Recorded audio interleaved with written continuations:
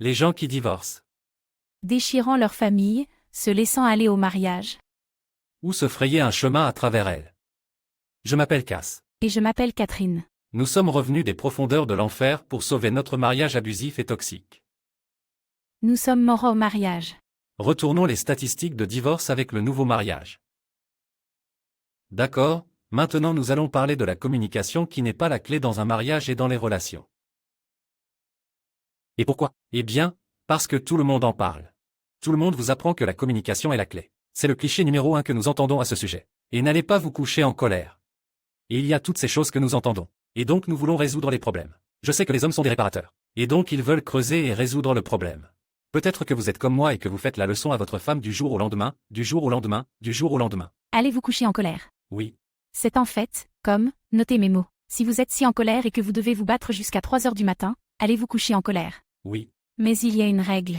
Puis-je intervenir avec une règle? Ainsi, lorsque vous devez interrompre une conversation, vous devez rassurer votre partenaire sur le fait que vous revenez et que vous devez lui dire pourquoi vous partez. Donc, si vous êtes submergé par vos émotions, cela pourrait s'appeler être inondé. Si vous êtes inondé, vous devez déclarer que vous êtes inondé. Et si vous ne connaissez pas ce mot, alors dites simplement que je suis submergé par mes émotions. Je n'avais pas l'intention que la conversation se déroule de cette façon. Et puis vous faites une pause. C'est un minimum de 20 minutes car il faut 20 minutes à votre corps pour revenir psychologiquement à la ligne de base. 20 minutes max 24 heures. Donc, 24 heures signifie que vous pourriez aller au lit en colère. Mais dans ces 24 heures ou dans ces 20 minutes, il est de votre responsabilité de vous calmer, les deux personnes. Donc, si vous ne prenez que 20 minutes, c'est le minimum. Cela signifie que vous n'allez pas commencer à envoyer des SMS à votre meilleur ami et à vous plaindre de votre mari. Chérie, tu es si mignonne. Puis-je vous arrêter une seconde? Oui. Nous allons trouver des solutions à la fin. Alors il veille jusqu'à la fin. J'ai voulu me lancer là-dedans. D'accord, d'accord. Nous vous en dirons plus à la fin et nous vous laisserons terminer. Pardon. D'accord, la communication n'est donc pas la clé. Pourquoi? Parce que c'est comme ce dont Catherine venait de parler. Je suis un professeur, les gars. Pardon. En fait, c'est vraiment bien que cela se soit produit parce que maintenant vous savez que vous n'avez pas les compétences si vous ne savez pas comment le faire. En fait, j'allais bien lui dire d'utiliser tout ça et de lui dire que je l'aimais. Mais je suis submergé en ce moment, n'est-ce pas? Ce n'est pas toi qui m'as submergé, ce n'est pas toi. Quoi qu'il en soit, c'est donc plus de ça. Nous parlerons de la fin. Je t'aime et je te donne à nouveau une solution. Je t'aime et je reviens dans 20 minutes. La communication n'est pas la clé car vous perdez du temps. Voici pourquoi. Si vous n'avez pas les compétences nécessaires pour communiquer, d'accord? Je vais juste commencer par vous mettre sur la défensive, d'accord? C'est la norme de base, n'est-ce pas? Vous vous protégez.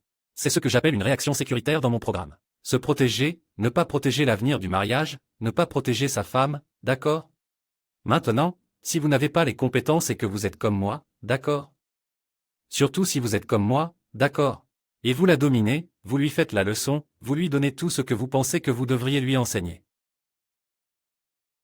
D'accord, vous avez épousé une femme intelligente. Cliquez, laissez ce clic, d'accord. Voici ce qu'il en est. Vous venez de tout retarder. Toute la trajectoire vers l'avant dans laquelle vous vouliez voir votre mariage aller de l'avant. Ce chemin que vous avez tracé dans votre esprit lorsque vous vous êtes dit que j'allais gérer cette conversation maintenant. Je vais juste l'assumer. Je respire profondément. Je ne vais pas me fâcher. Je sais comment contrôler ma défensive. Quel que soit votre processus de pensée, c'est généralement fou comme ça. Eh bien, vous n'avez pas les compétences. Alors maintenant, au lieu de prendre disons 30 jours pour apprendre certaines compétences et les mettre en œuvre lentement, pratiquer, ajuster, réfléchir, s'ajuster davantage, vous savez, c'est si vous êtes seul avec votre partenaire, vous pouvez demander des commentaires, d'accord? Alors maintenant, au lieu d'aller de l'avant, vous avez fait un pas de géant en arrière. Vous êtes-vous déjà demandé pourquoi on dit de répéter le cycle? Je ne sais pas pourquoi. C'est pire à chaque rotation et c'est pourquoi ces combats deviennent de plus en plus importants et de plus en plus gros et s'intensifient et s'intensifient et s'intensifient, n'est-ce pas? Avoir du sens? Et d'autres? Eh bien, la communication n'est pas la clé parce que si vous pensez à toutes les choses que vous savez faire dans un mariage, n'est-ce pas? Utilisons donc fournir, protéger. Je suis un gars formidable, n'est-ce pas? Y a-t-il quelque chose pour les femmes? Vous voulez le lancer très vite? Pas du haut de ma tête. Non, d'accord. J'aime lui lancer une place. Oui, tout cela, soit dit en passant, est sur place. Je suis l'invité de mon propre podcast. Oui, nous ne connaissons pas les scripts. Nous ne nous entraînons pas à l'avance. D'accord, donc si vous pensez en tant qu'homme, je pourvois, je protège, je suis un père formidable, je suis un gars formidable. Et quand vous commencez à communiquer vos besoins, n'est-ce pas? Parce que vous ne savez pas la moitié du temps, d'ailleurs, si vous avez le droit d'avoir des sentiments ou si vous avez le droit d'avoir des besoins, n'est-ce pas? Si vous êtes autorisé à les communiquer, si vous êtes censé les fermer. Écoutez, vous êtes censé les communiquer de manière sûre, n'est-ce pas?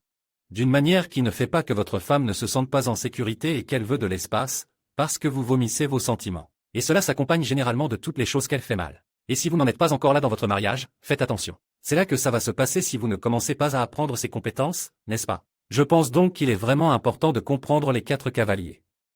Pourquoi ne pas expliquer un peu les 4 cavaliers? D'accord, alors je vais commencer par ma préférée, la défensive. La défensive était ma pire des 4 cavaliers.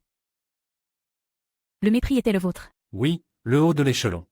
Oui, 4 cavaliers sont 4 indicateurs majeurs du divorce.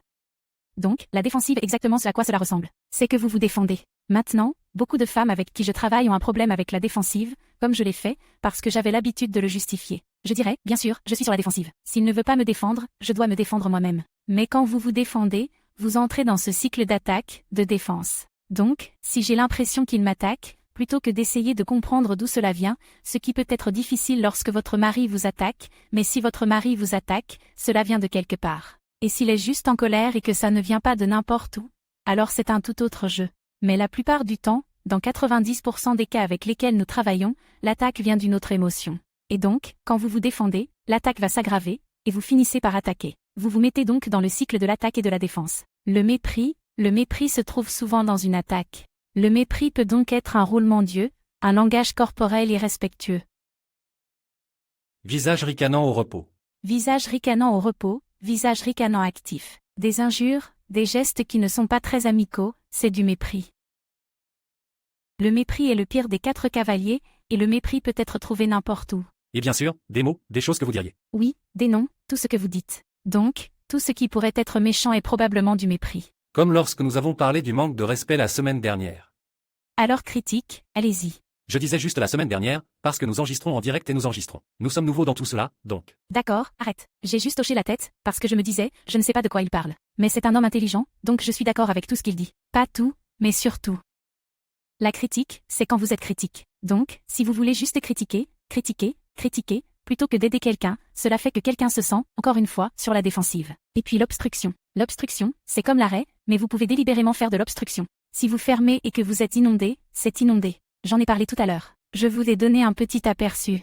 Je n'étais pas encore censé en parler, je suppose. Mais si vous êtes réellement inondé, c'est votre signe pour faire une pause. Si vous faites de l'obstruction, vous donnez un traitement silencieux. Vous n'établissez pas un contact visuel exprès. Vous êtes en train de fermer, en quelque sorte. Et cela n'a pas nécessairement besoin d'être intentionnel, mais souvent vous en êtes conscient, ou vous pouvez le contourner et vous ne pouvez pas faire obstruction. Ce sont donc les 4 cavaliers. Et il y a des antidotes aux 4 cavaliers, si je m'en souviens.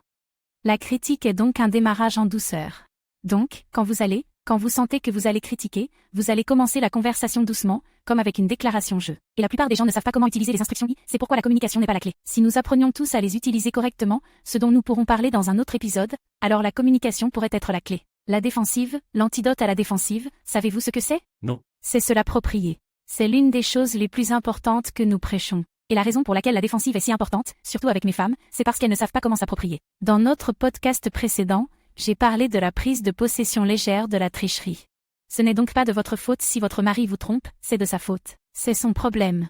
Mais la tricherie se produit après qu'une cascade de choses se soit produite et qu'il y ait quelque chose que vous pouvez assumer. Donc, plutôt que d'être sur la défensive, la tricherie est parfois un mauvais exemple parce que c'est si extrême, mais vous pouvez prendre la responsabilité plutôt que d'être sur la défensive. C'est difficile si votre mari vous critique, mais vous pouvez vous approprier quelque chose dans la plupart des situations.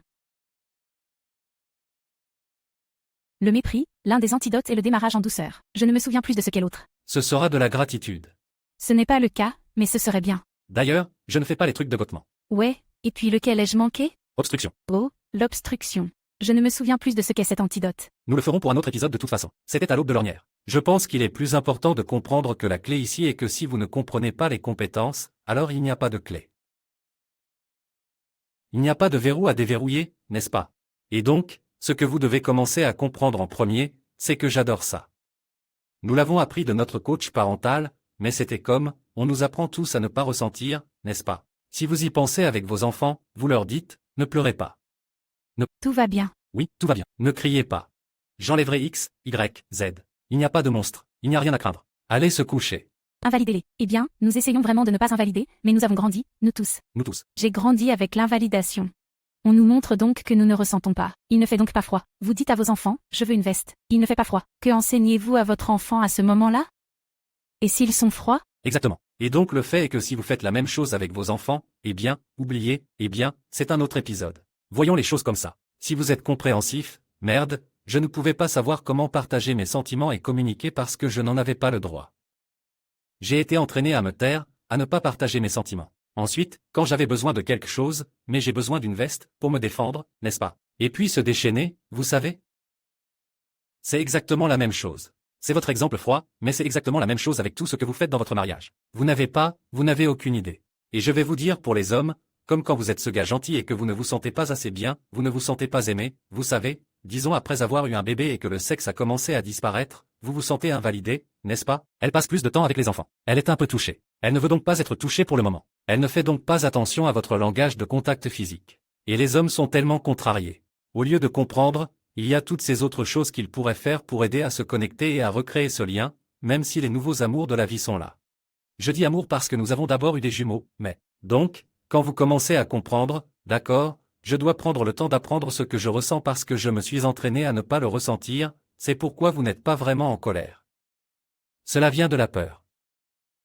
Je ne suis pas aimé. Je ne suis pas assez bon, vous savez? Et puis vous commencez à intérioriser d'autres types de sentiments. J'ai l'impression d'être une victime, ce qui n'est pas assumé, n'est-ce pas? Et puis tout d'un coup, vous commencez à vomir toutes les choses qu'elle fait mal. Eh bien, vous êtes censé me vouloir. Vous avez dit que lorsque nous aurions des enfants, cela ne changerait pas. Je ne sais pas, peu importe, n'est-ce pas? Et puis vous commencez à vomir toutes les choses que vous faites bien pour vous-même, n'est-ce pas? Pour prouver que vous êtes ce grand homme. Eh bien, je travaille toute la journée et ce n'est qu'un bébé et quoi? Comme ici, comme si je pouvais prendre le bébé. Je suis un si bon père. Je suis un gars formidable. Rien de tout cela ne sonne bien, n'est-ce pas? Et vous essayez de vous prouver à vous-même que vous vomissez ces sentiments, que vous n'allez absolument nulle part, sauf pour mettre brique après brique dans le mur. C'est pourquoi dans le prochain, nous allons parler de la raison pour laquelle la paix est si importante parce que sans elle, au mec, vous ne faites que mettre un brique dans votre mur.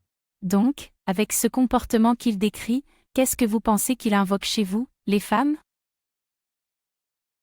Être sur la défensive, n'est-ce? L'une des choses que j'aime dire, je l'ai reçu des gottements, c'est de chercher le message derrière le mépris. Donc, quand votre mari agit de cette façon, peut-être qu'il agit comme un total. J'y suis allé. Excusez mon langage. J'ai vraiment essayé de surveiller mon langage récemment, en fait, mais peut-être qu'il agit de cette façon. Et donc c'est vraiment difficile de ne pas être sur la défensive parce que vous voyez la façon dont il agit et vous êtes juste contrarié. Mais si vous cherchez le message derrière le mépris, qu'est-ce que votre mari ressent dans ces moments-là? Et plutôt que de vous défendre, pouvez-vous trouver dans votre cœur de comprendre et d'essayer de spéculer sur ce qu'il pourrait ressentir ou de demander, d'aller plus profondément, ce qu'il pourrait ressentir afin que vous ne soyez pas sur la défensive. Vous apprenez à écouter et à communiquer afin de pouvoir comprendre plus profondément. Ainsi, plutôt que d'être sur la défensive, vous pouvez poser plus de questions. Désolé, quelqu'un a frappé à la porte.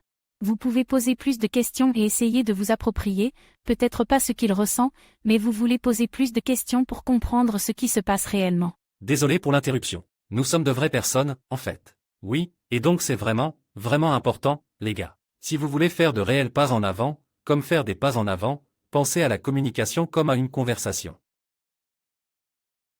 Rappelez-vous quand vous aviez l'habitude d'avoir des conversations où vous ne pouviez pas terminer votre pensée parce que la phrase allait d'ici au sujet suivant, au sujet suivant.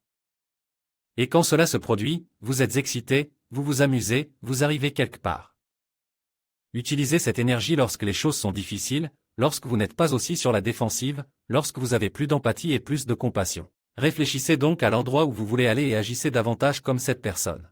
C'est exactement ce que Catherine vient de dire. Être plus empathique, c'est vraiment ce que c'est. Comprenez ce qu'ils ressentent. Faites preuve de curiosité si vous ne savez pas. Ne présumez pas que vous connaissez ce sentiment. Si vous allez faire une hypothèse, supposez que tout ce que vous voyez de négatif provient d'un sentiment différent. Plus que probablement, ce petit garçon effrayé, cette petite fille effrayée. Et si vous avez eu un mauvais mariage ou toxique comme nous l'étions, ou si ce n'est pas seulement le petit garçon. Il y a une femme que vous avez blessée, n'est-ce pas? Alors respirez profondément.